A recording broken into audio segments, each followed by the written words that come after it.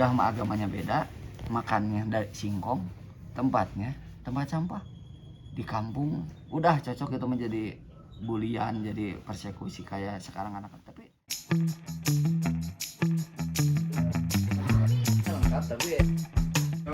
Kampung adat Cirende berlokasi di Lembah Gunung Kunci, Gunung Cimenteng, dan Gunung Gajah Lungu. Dan secara administratif terletak di Kelurahan Lewi Gajah, Kecamatan Cimahi Selatan, Kota Cimahi, Jawa Barat. Kampung adat ini sendiri memiliki sekitar 70 kepala keluarga, yang mayoritas bermata pencarian sebagai petani. Jadi kita ini mengikuti perkembangan zaman. Jadi di Cirende ini teknologi seperti HP, internet, terus listrik itu masuk ke sini. Tapi tidak melupakan budayanya. Yang dilestarikan, yang diwariskan dari para sepuh dulu itu sangat dipertahankan. Tapi ada masyarakat adat yang di dalamnya yang masih melestarikan upacara-upacara adatnya. Upacara adat apa aja sih yang ada di dalamnya?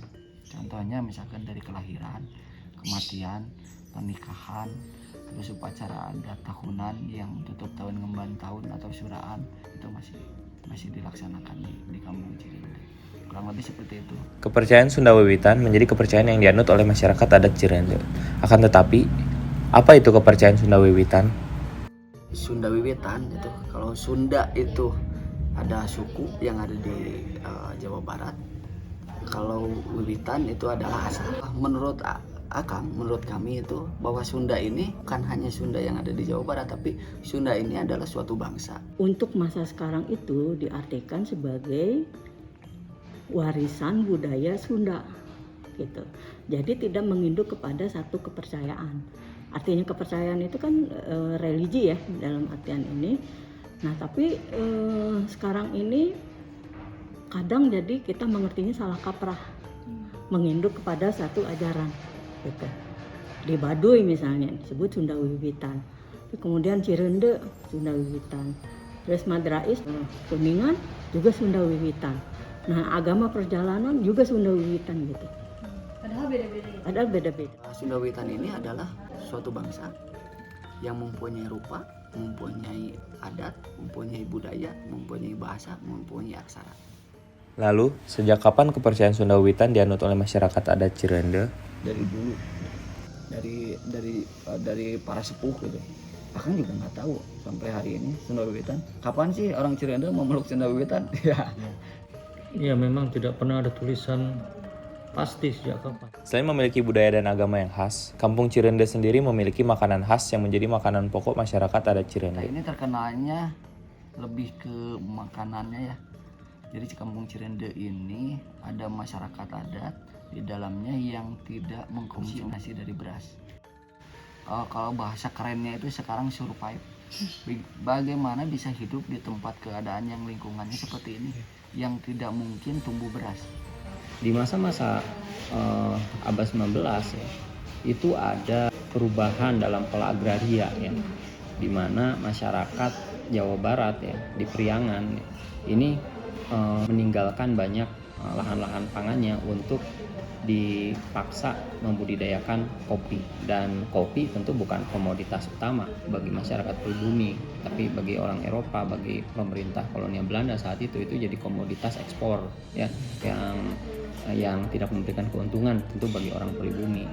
Tapi orang-orang pribumi yang dipekerjakan di lahan-lahan perkebunan kopi atau membuat lahan-lahan pertanian menjadi terbengkalai dan kemudian ditinggalkan. Ini yang membuat kenapa terjadi misal kelaparan, kenapa terjadi krisis pangan ya.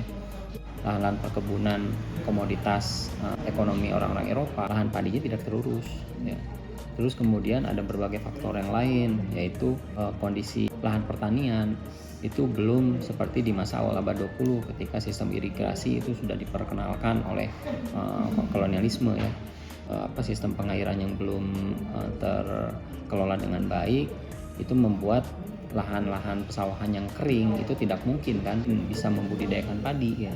Tapi yang paling mungkin ya itu adalah membudidayakan tanaman-tanaman komoditas pangan yang memang resisten terhadap kondisi lahan yang seperti apapun ya, termasuk ketika dalam kondisi musim panas ya, ketika tidak ada hujan ya.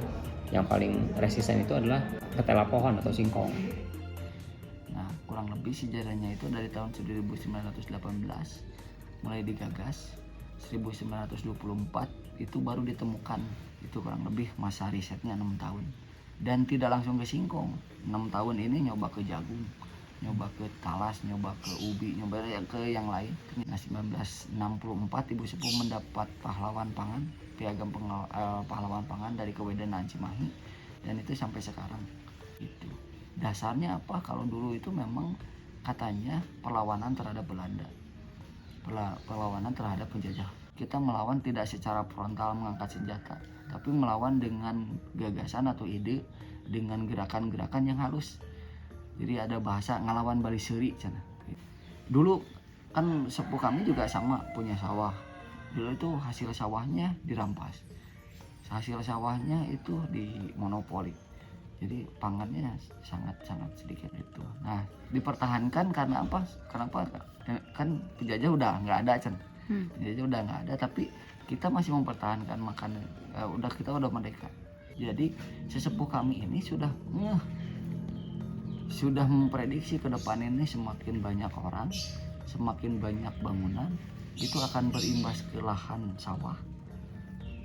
Sawah akan tergerus dengan perumahan, sawah akan tergerus dengan pabrik, sawah akan tergerus dengan mall dan sebagainya. Itu akan berimbas ke makanan.